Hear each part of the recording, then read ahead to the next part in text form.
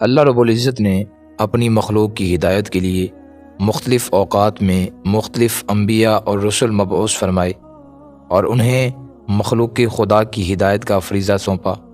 آقائے دو جہان صلی اللہ تعالیٰ علیہ وآلہ وسلم کی تشریف آوری کے بعد نبوت کا دروازہ بند ہو گیا۔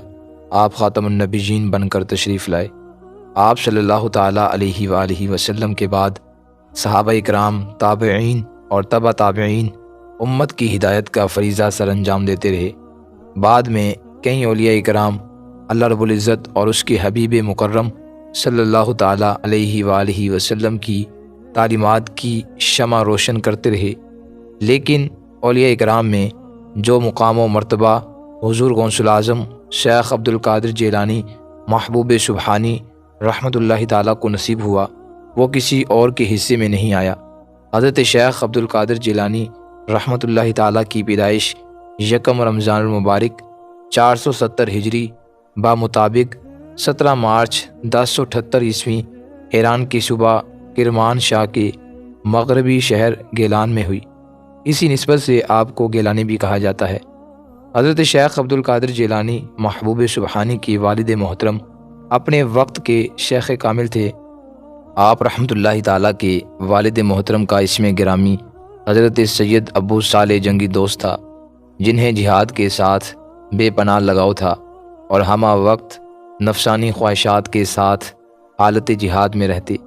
کئی کتب میں درج ہے کہ 1 سال تک آپ نے کھانا پینا بھی ترک کیے رکھا۔ 1 سال گزر گیا اور دل میں کھانے کی خواہش محسوس ہوئی تو ایک شخص نے عمدہ کھانا آپ کی خدمت میں پیش کیا۔ آپ نے کھانا قبول فرما لیا، لیکن ساتھ ہی فقراء و مساکین میں تقسیم کر دیا اور اپنے نفس کو مخاطب کرتے ہوئے ارشاد فرمایا، اے نفس، جو کی روٹی اور گرم پانی ہی تیری خوراک ہے۔ آپ کی والدہ ماجدہ سیدہ فاطمہ ام الخیر نہایت پاکیزہ، عابدہ اور زاہدہ خاتون تھی۔ حضرت سیدہ فاطمہ ام الخیر کی شادی کا واقعہ مختلف کتب سیرت غوث اعظم میں موجود ہے۔ ایک روز حضرت ابو صالح موسیٰ جنگی دوست دریا کے کنارے عبادت کر رہے تھے کہ دریا میں بہتا ہوا ایک سیب آیا۔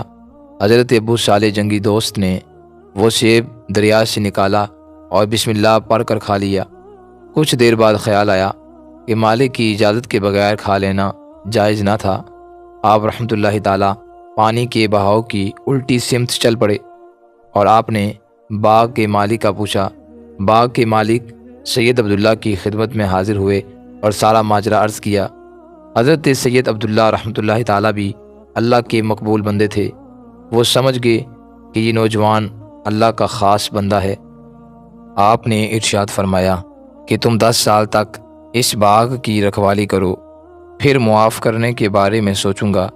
آپ 10 سال تک باغ کی رکھوالی کرتے رہے اور اتنے طویل مجاہدے کے بعد حضرت ابو صالح جنگی دوست کو حضرت سید عبداللہ رحمۃ اللہ تعالیٰ نے ارشاد فرمایا کہ میں اپنی بیٹی کی شادی تمہارے ساتھ کرنا چاہتا ہوں۔ اتنے طویل مجاہدے کے بعد آپ کی ازدواجی زندگی کا آغاز ہوا۔ حضرت ابو صالح جنگی دوست رحمۃ اللہ تعالیٰ کے صاحبزادے پیران پیر غوث اعظم محبوب سبحانی قطب ربانی شیخ سید عبد القادر جیلانی الحسنی والحسینی رحمۃ اللہ تعالیٰ نے ابتدائی قرآنی تعلیم اپنی والدہ کے گہوارے میں حاصل کی۔ ابتدائی تعلیم کے بعد مزید تعلیم کے لیے آپ کو بغداد بھیج دیا گیا۔ آپ کی والدہ نے اپنے بیٹے کے سر پر شفقت سے ہاتھ رکھ کر ارشاد فرمایا، اے میرے بیٹے، تمہاری جدائی میرے لیے برداشت کرنا بہت مشکل ہے، لیکن تمہیں علم حاصل کرنے کے لیے بغداد بھیج رہی ہوں۔ میری یہ خواہش ہے کہ تم تمام علوم میں کمال حاصل کرو اور تمہارا تذکرہ اپنے وقت کے جید علماء میں سے ہو۔ تمام علماء کرام اور اولیاء اعظام اس بات پر متفق ہیں کہ حضرت سیدنا عبد القادر جیلانی رحمۃ اللہ تعالیٰ پیدائشی ولی ہیں، اور آپ کی یہ کرامت بہت مشہور ہے کہ آپ ماہ رمضان المبارک میں طلوع فجر سے لے کر غروب آفتاب تک دودھ نہیں پیتے تھے۔ گیلان میں یہ بات عام تھی کہ سادات گھرانے میں ایک ایسا بچہ پیدا ہوا ہے جو رمضان میں دودھ نہیں پیتا۔ آپ کا بچپن عام بچوں سے مختلف تھا۔ حضرت عبد القادر جیلانی رحمۃ اللہ تعالی اپنے لڑکپن کے متعلق ارشاد فرماتے ہیں کہ میں اپنی عمر کے ابتدائی دور میں جب کبھی میں لڑکوں کے ساتھ کھیلنا چاہتا تو غیب سے آواز آتی کہ تمہیں کھیل کود کے لیے نہیں بھیجا گیا، اس سے باز رہو۔ یہ سن کر میں رک جاتا۔ میں آواز دینے والے کی تلاش میں اپنے گرد و پیش پر نگاہ ڈالتا، لیکن مجھے کوئی نظر نہیں آتا۔ بچپن ہی میں آپ سے ولایت کے آثار ظاہر تھے اور جانور بھی آپ سے کلام کرتے تھے۔ آپ رحمۃ اللہ تعالیٰ فرماتے ہیں کہ بچپن میں ایک آبادی میں کھیل رہا تھا اور ایک گائے کی دم پکڑ کر کھینچی۔ گائے نے مجھ سے کلام کیا کہ اے عبد القادر، تم اس غرض سے دنیا میں نہیں بھیجے گے۔ جب آپ کو بسم اللہ اور قرآن کریم کی تعلیم کے لیے مکتب میں داخل کرایا گیا اور آپ استاد محترم کے سامنے آ کر بیٹھ گئے، استاد محترم نے کہا کہ پڑھو بسم اللہ الرحمن الرحیم، تو آپ نے بسم اللہ شریف پڑھنے کے بعد ساتھ ہی الف لام میم سے لے کر 18 پارے زبانی سنا دیے۔ استاد محترم نے حیرت سے پوچھا، آپ نے یہ پارے کب اور کیسے یاد کیے؟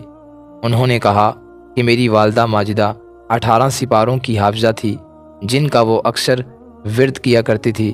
جب میں شکم مادر میں تھا تو یہ 18 پارے سنتے سنتے مجھے حفظ ہو گئے۔ آپ نے اپنے وطن کے اعلان میں باضابطہ طور پر قرآن مجید ختم کیا۔ حضرت شیخ حماد بن مسلم سے قرآن کریم حفظ کیا اور چند دوسری دینی کتابیں پڑھنے کے ساتھ خدمت میں رہ کر فیوز و برکات حاصل کرتے رہے۔ بغداد میں تحصیل علم مکمل کرنے کے بعد آپ 25 سال سخت عبادت و ریاضت کرتے رہے، جنگلوں میں مجاہدے کرتے رہے۔ آپ نے عراق کے صحراؤں اور جنگلوں میں عبادت و ریاضت کی۔ طویل عرصہ بغداد شہر سے باہر رہنے اور عبادت و ریاضت میں اپنا وقت گزارنے کے بعد آپ بغداد واپس تشریف لائے اور یہیں پر سکونت اختیار کی اور درس و تدریس کا سلسلہ شروع کیا۔ حضور غوث اعظم رحمۃ اللہ تعالیٰ نے 528 ہجری میں درس گاہ تعمیر کی اور مختلف علاقوں سے لوگ آپ کی خدمت میں حاضر ہونا شروع ہو گئے اور آپ سے علوم دینیہ حاصل کرنے لگے۔ تدریس علم کے دوران لوگوں کی اس قدر کثرت ہوتی کہ آپ کی مسجد میں تل دھرنے کی جگہ نہ ہوتی۔ آپ کے غوث اعظم ہونے پر تمام امت کا اتفاق ہے۔ درس و تدریس کے دوران آپ کی مقبولیت کا یہ عالم تھا کہ تمام افراد آپ کے حلقہ محبت کے اسیر تھے۔ آپ کے علمی کمال کا یہ عالم تھا کہ بغداد میں آپ کی مجلس واعظ میں ہزاروں افراد کا مجمع ہوتا۔